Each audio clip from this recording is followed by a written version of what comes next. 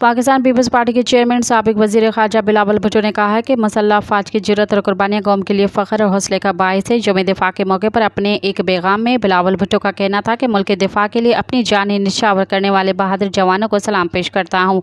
आज का दिन कौम को एक बार फिर इस जज्बा इस्तकामत और हुब्बुल वतनी की याद दिलाता है जो हमें यकजां करता है। हमारी मुसल्लह अफ़वाज ने हमेशा चैलेंजेस का डट कर मुकाबला किया है और उन्होंने कहा कि हमारी अफ़वाज ने सरहदों की हिफाजत की और हमारी खुद मुख्तियारी को बरकरार रखा है।